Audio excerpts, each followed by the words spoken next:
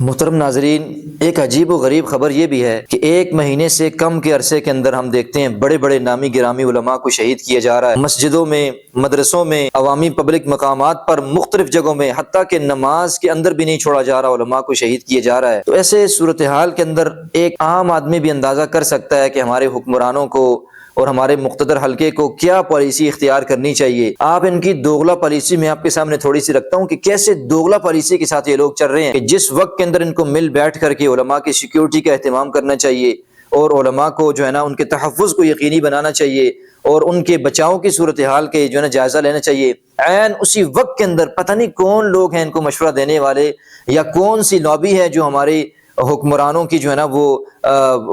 اس کی جو ہے نا لبادے کے اندر گھس چکی ہے، جو عین اس وقت کے اندر کہ علماء کو تحفظ دینے کی بات کرنی چاہیے، اسی موقع کے اوپر یہ خبر ہے کہ جو مقتدر بعض مختلف قسم کی جو سیاسی اور مذہبی تنظیمیں ہیں، جو سیاسی رہنما ہیں، جن میں بشمول علامہ ہشام الہی ظہیر صاحب ہیں، اسی طرح مولانا ربنواز حنفی ہیں اور دیگر ایک فہرست ہے، ان سب سے سیکیورٹی حکومت نے واپس لے لی۔ آپ اندازہ لگائیں کہ جس وقت میں ان کو تحفظ فراہم کرنا چاہیے، عین اسی وقت میں ان سے سیکیورٹی واپس لینا، یہ بہت سارے سوالات کو بھی یہاں جنم دے رہی ہے کہ کہیں ایسا تو نہیں ہے کہ یہ سارا حکمرانوں کی ایما پر یہ سارا معاملہ اس ملک کے اندر اور مذہبی جذبات کو مشتعل کرنے کے لیے اور مذہبی لوگوں کے ساتھ یہ معاملہ کیا جا رہا ہے۔ تو اس معاملے کو سنجیدگی سے سوچنا چاہیے کہ حکمرانوں کو اور ہماری سیکیورٹی ایجنسیز کو اس وقت میں کیا اقدام اٹھانا چاہیے۔ اس کی تائید ایک اور بات بھی ہمیں سمجھ میں آتی ہے کہ مولانا حامد الحق حقانی صاحب کے جو ہے نا وہ بم بلاسٹ میں خودکش حملے میں ان پہ شہید ہونے کے بعد مولانا مفتی منیر شاکر صاحب جو ریسنٹلی اب ان کو بھی شہید کر دیا گیا، ان سے ایک انٹرویو لیا گیا، اس کے اندر انہوں نے اس بات کا انکشاف جو پہلے بھی کرتے رہے اور بڑے درد دل کے ساتھ اس کا انکشاف کیا کہ حکمران ان کی حالت ایسی ہو چکی ہے، کہنے لگے کہ مجھے یعنی مفتی منیر شاکر کو ایم آئی کی جانب سے آفیشلی اس بات کا بتایا گیا کہ آپ کو تھریٹس ہیں، آپ ہٹ لسٹ پر ہیں، آپ کو مارنے کی جو ہے نا وہ پلاننگز کی جا رہی ہیں، تو آپ احتیاط کریں۔ اور کہا کہ جب میں نے اور اسی طرح مجھے موبائل پر بھی اور واٹس ایپ کے ذریعے بھی مجھے جو ہے نا وہ دھمکیاں دی گئی، تو میں نے باقاعدہ درخواست دے کر کے سیکیورٹی کی التجا کی، وہ تو نہیں ملی، تو میں نے ذاتی اسلحے اور لائسنس کے لیے جب درخواست کی تو ڈی سی اور دیگر مختلف لوگوں کے نام لے رہے تھے کہ انہوں نے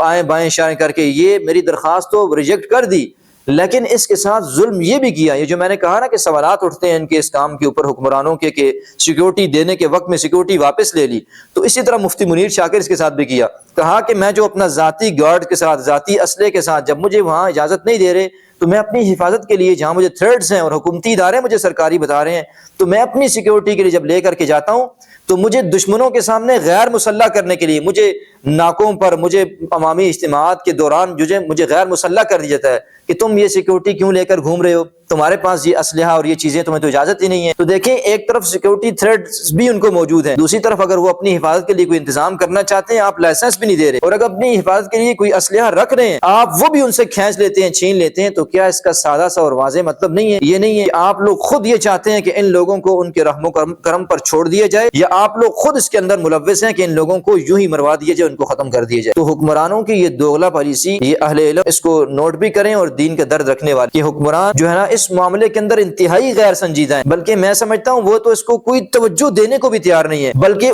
الٹا وہ باطل کے ظالم اور جابر لوگوں کے اور غیروں کے اعلی کار بن کر حکمرانوں کی سیکیورٹی دینا تو دور کی بات ہے، جو تھی وہ بھی لے، اور اسی طرح اگر وہ اپنی حفاظت کے لیے کچھ کرنا چاہیں تو اس کی بھی ان کو اجازت نہیں ہے، ان کو غیر مسلح کر کے ان کے دشمنوں کے سامنے کھڑا کر دیا جاتا ہے کہ یہ تر نوالا ہے، جس ٹائم چاہیں جہاں چاہیں ان کو آپ نوالا بنا لیں، ان کو آپ شکار کر لیں، کوئی آپ کو پوچھنے والا نہیں ہوگا، اور بعد میں بھی آپ کے پیچھے کوئی کارروائی نہیں کی جائے گی، آپ کا تعاقب نہیں کیا جائے گا۔ تو حکمرانوں کے اس رویے سے بہت سارے سوالات اور بھی اٹھتے ہیں۔ میں اپنے لوگوں کو متوجہ کرنا چاہتا ہوں کہ خاص طور پر اپنے علماء کا اس بات کا انتظار نہ کریں، جب چلا جائے تو پھر بہت لوگ شور کرتے ہیں، پھر اہل علاقہ کو سمجھ میں آتی ہے کہ بھائی یہ تو بڑا قیمتی انسان تھا، یہ تو بڑی اعتدال والی بات کرتا تھا، یہ تو لوگوں کو جوڑنے والی بات کرتا تھا، یہ ظلم اور جبر کے قانون کے باوجود حق کی آواز کو بلند رکھنا اپنا جو ہے نا وہ حق سمجھتا تھا اور اپنا دینی فریضہ سمجھتا تھا۔ پھر لوگ کہتے ہیں کہ بھائی اب تو حق بیان کرنے والے باقی نہیں رہے، تو یاد رکھیں ہماری اپنی کمزوریوں اور کوتاہیوں کی وجہ سے حق بیان کرنے والے لوگ اور ظالم اور جابر کو آئینہ دکھانے والے لوگ اور اسی طرح حکمرانوں کے سامنے کلمہ حق کہنے والی جو ہے نا وہ